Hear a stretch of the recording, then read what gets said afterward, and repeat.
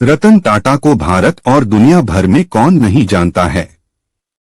रतन टाटा देश के चहेते उद्योगपतियों का एक ऐसा चेहरा जिसे हर कोई जानता है।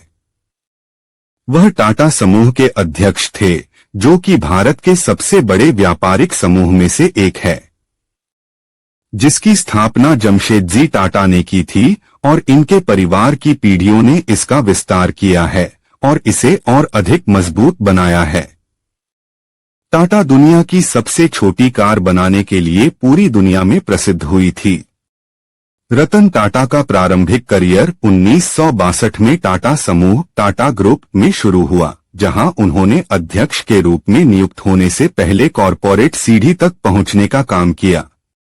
टाटा समूह के बिजनेस को दूसरे देश में उन्होंने विस्तार किया है।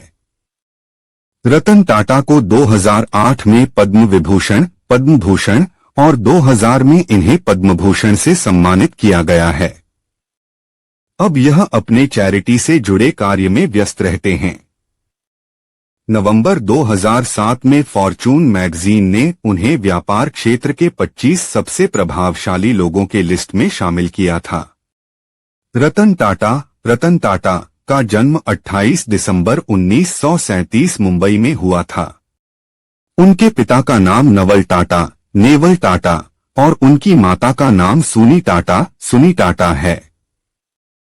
इनके दादा का नाम जमशेद टाटा था। रतन टाटा की एक सौतेली मां भी है, जिसका नाम सिमोन टाटा है। सिमोन का एक पुत्र है जिसका नाम नोएल टाटा है। नवल और सोनू टाटा ने रतन टाटा को गोद लिया था जब ये मात्र 10 साल की उम्र में ही अपने माता पिता से अलग हो गए थे। 28 दिसंबर 1937 को बॉम्बे, ब्रिटिश भारत वर्तमान मुंबई में जन्मे रतन टाटा नवल टाटा और सूनी कमिश्नरी के बेटे हैं। जब रतन टाटा 10 साल के थे तब वे अलग हो गए। फिर उन्हें उनकी दादी नवाजबाई टाटा ने जैन पेटिट पारसी अनाथालय के माध्यम से औपचारिक रूप से गोद ले लिया। रतन टाटा का पालन पोषण उनके सौतेले भाई नोएल टाटा के साथ हुआ। रतन टाटा की शुरुआती शिक्षा मुंबई के कैंपियन स्कूल से हुई, जहां उन्होंने 8वीं कक्षा तक शिक्षा प्राप्त की। उसके बाद वो Cathedral and John Connon School में चले गए। स्कूली शिक्षा खत्म करने के बाद उन्होंने अपनी BS वास्तुकला में स्ट्रक्चरल इंजीनियरिंग के साथ कॉर्नेल विश्वविद्यालय से 1962 में पूरी की।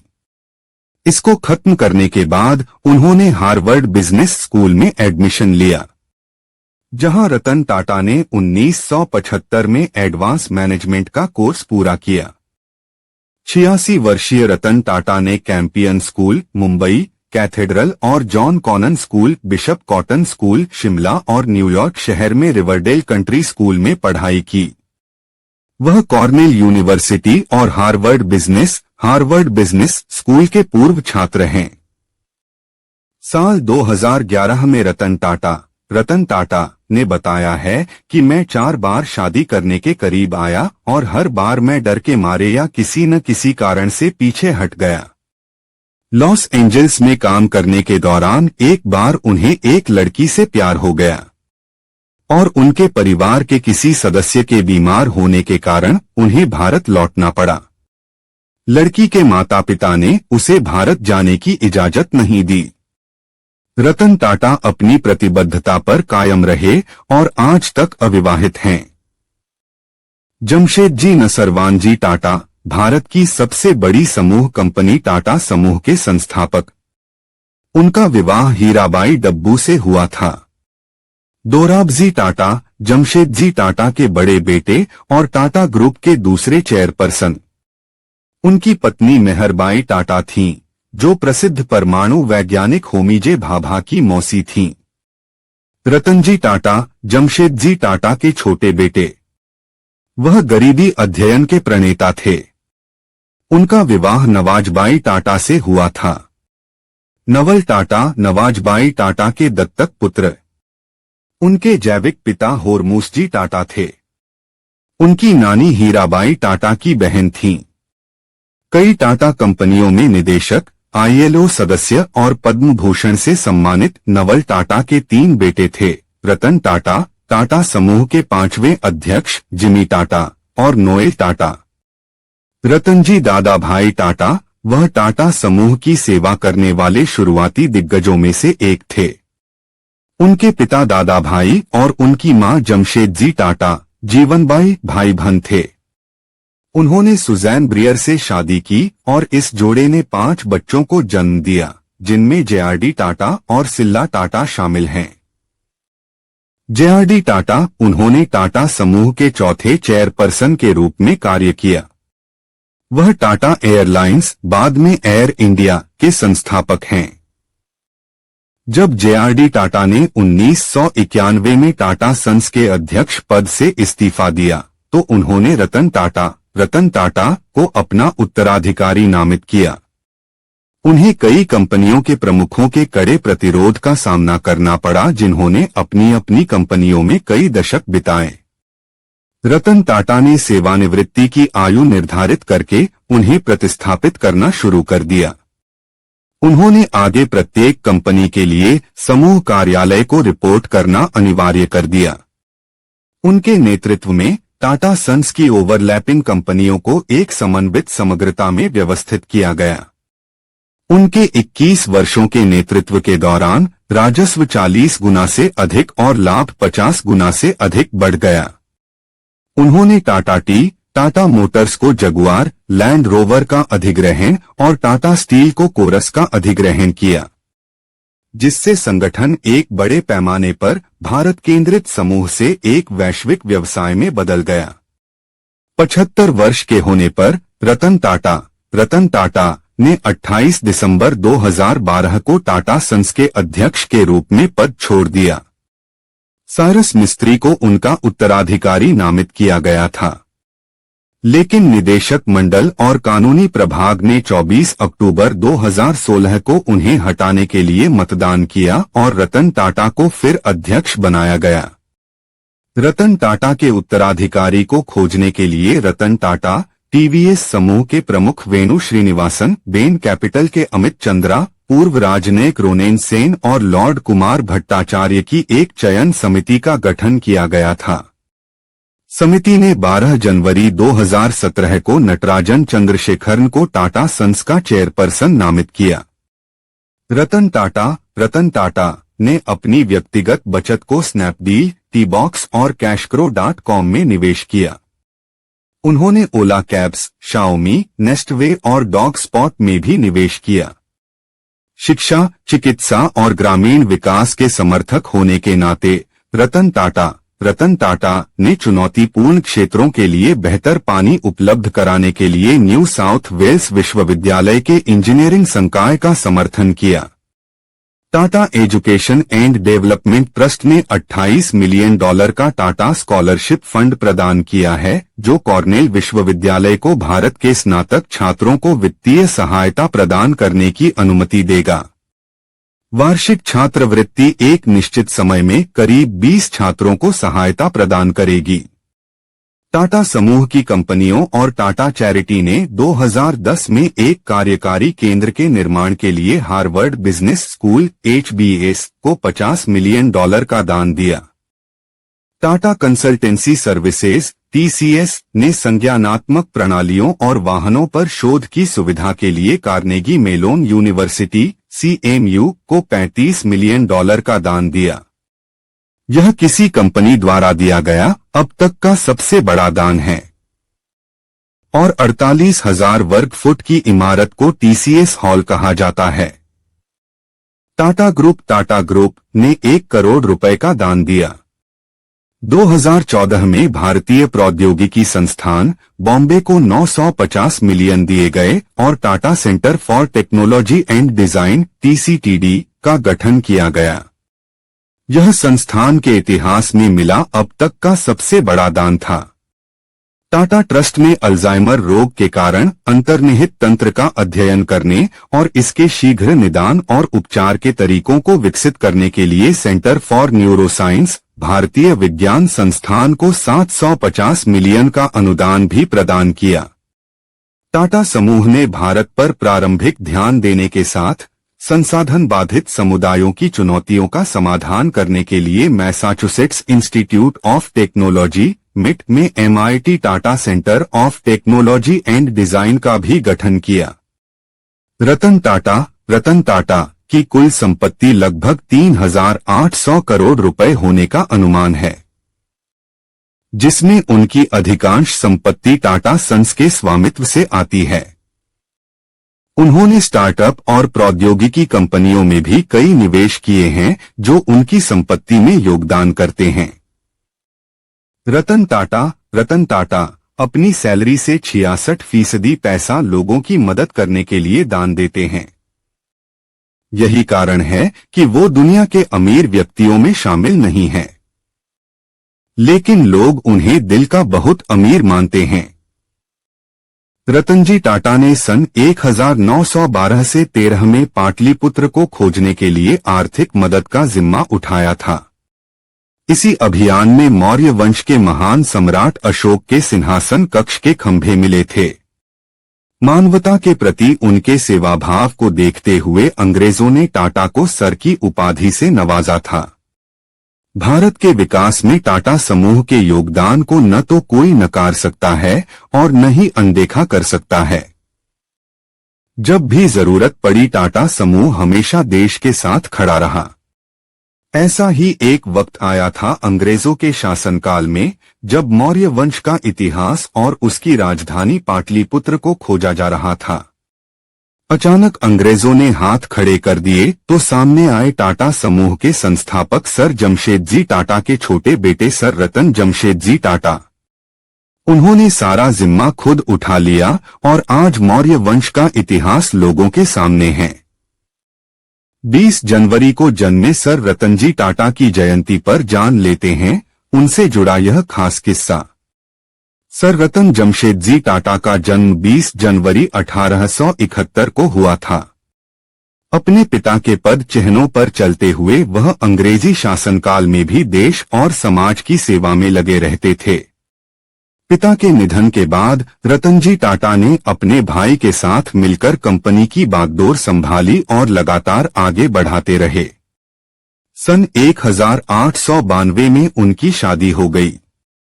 मानवता के प्रति रतनजी टाटा के सेवाभाव को देखते हुए अंग्रेजों ने उन्हें सर की उपाधि से नवाजा और तभी से वह सर रतनजी टाटा कहे जाने लगे।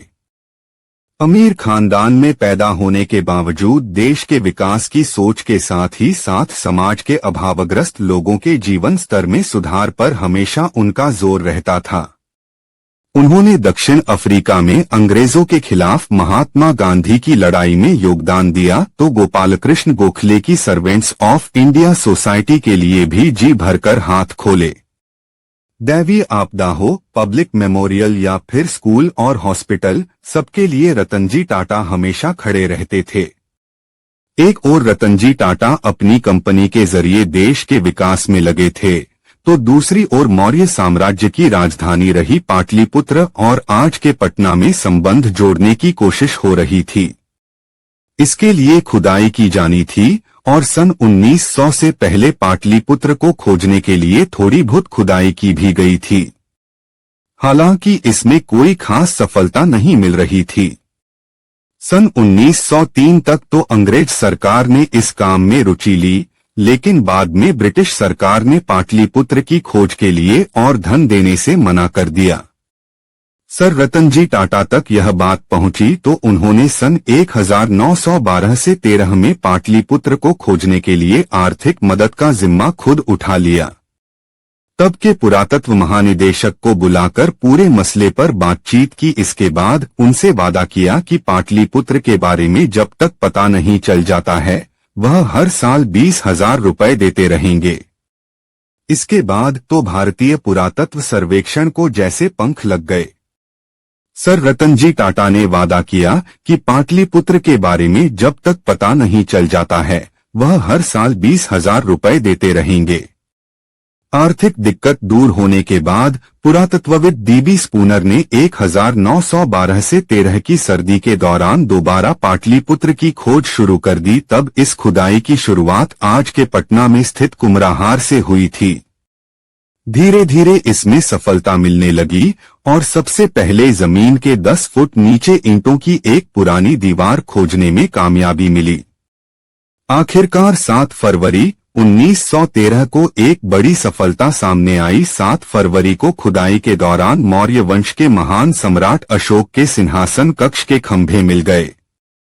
इससे यह अंदाजा लगाने में मदद मिली कि सम्राट अशोक के दरबार शोभा कितनी अद्भुत रही होगी, क्योंकि तब खुदाई में अशोक के दरबार के 100 खंभे मिले थे, यानी दरबार काफी वैभवशाली रहा होगा।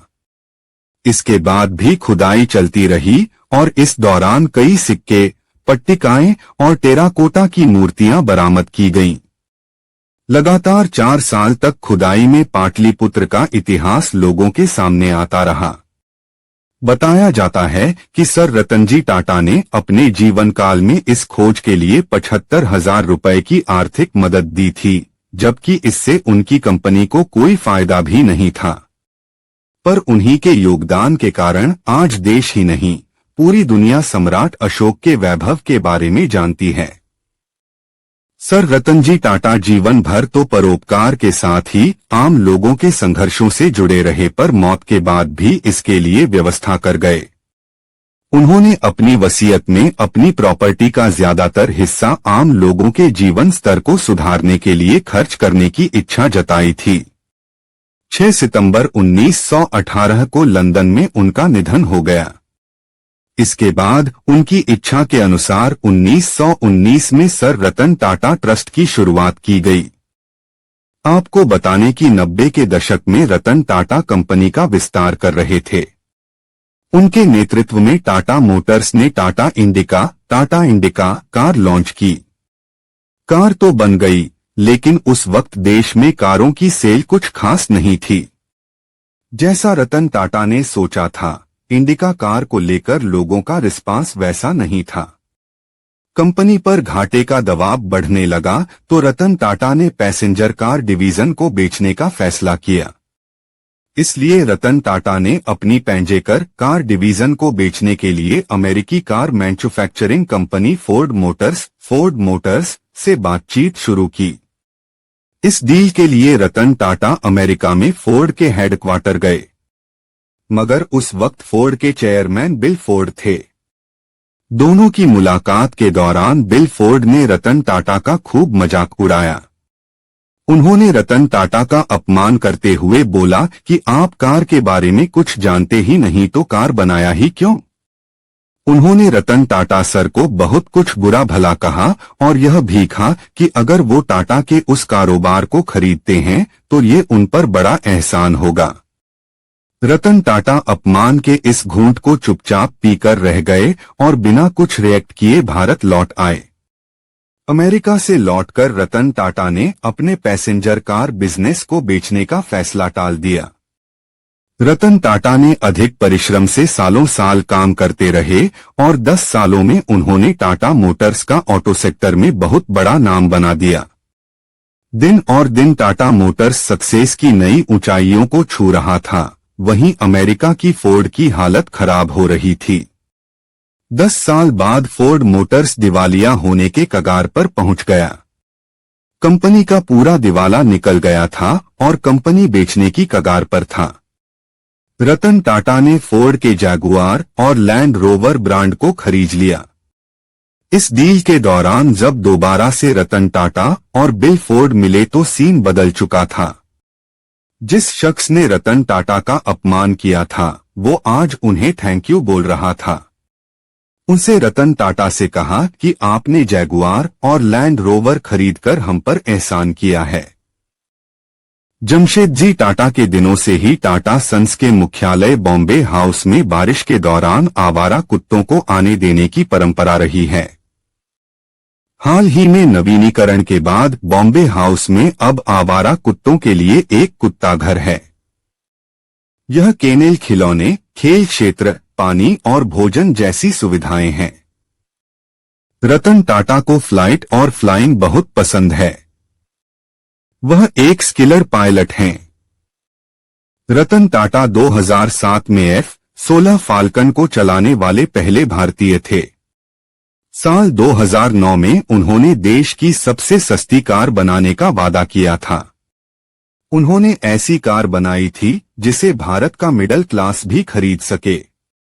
उन्होंने अपना वादा पूरा किया और 1 लाख रुपए में टाटा नैनो लॉन्च की थी। भले ही यह गाड़ी इतनी सफलता हासिल नहीं कर पाई, लेकिन रतन टाटा ने अपना वादा बखूबी निभाया। रतन टाटा ने अपनी कंपनी के लिए कुछ ऐतिहासिक मर्जर भी किए। इनमें टाटा मोटर्स के साथ land rover Jaguar, Tata T के साथ टेटली और टाटा स्टील के साथ कोरस का मर्जर शामिल है। इन सभी विलयों ने टाटा ग्रुप की अभूतपूर्व वृद्धि में महत्वपूर्ण भूमिका निभाई।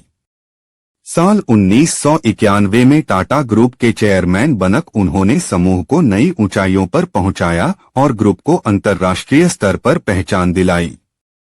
यह सब उनके व्यावहारिक बिजनेस स्किल्स के कारण संभव हुआ। उनके शानदार नेतृत्व में टाटा ग्रुप का रेवेन्यू 40 गुना से ज्यादा बढ़ गया। मुनाफा भी 50 गुना से भी ज्यादा हो गया। 1991 में $5.7 बिलियन कमाने वाली कंपनी की साल 2016 में कमाई कई गुना बढ़कर $103 बिलियन हो गई। रतन टाटा ने बहुत विनम्र स्वभाव के हैं और जमीन से जुड़े हुए व्यक्ति हैं। उन्होंने एक बार IBM से नौकरी के ऑफर को रिजेक्ट कर दिया था और इसके बजाय वह टाटा स्टील के शॉप फ्लोर पर शुरुआत करके अपने पारिवारिक बिजनेस में शामिल हो गए। रतन टाटा की पहली नौकरी टाटा स्टील में थी, जो उन्होंने वर्ष 1961 में ली थी। उनकी पहली जिम्मेदारी ब्लास्ट फर्नेस और फावड़ा चूना पत्थर का प्रबंधन करना था। रतन टाटा ने 8वीं कक्षा तक कैंपियन स्कूल, मुंबई से पढ़ाई की और उसके बाद मुंबई के कैथेड्रल और जॉन कॉनन स्कूल से उन्होंने पढ़ाई की। इसके बाद रतन टाटा ने शिमला के बिशप कॉटन स्कूल से पढ़ाई की और 1955 में न्यूयॉर्क शहर के रिवरडेल कंट्री स्कूल से ग्रेजुएशन की डिग्री प्राप्त की। रतन टाटा अविवाहित हैं। दिलचस्प बात यह है कि उनके जीवन में 4 बार ऐसे पल आए जब वह शादी करने के करीब थे, लेकिन अलग अलग वजहों से शादी नहीं कर सके। उन्होंने एक बार स्वीकार भी किया था कि जब वह लॉस एंजल्स में काम कर रहे थे, तब एक समय ऐसा आया जब उन्हें प्यार हो गया। लेकिन 1962 के भारत चीन युद्ध के कारण लड़की के माता पिता उसे भारत भेजने के विरोध में थे, जिसके बाद उन्होंने कभी शादी नहीं की।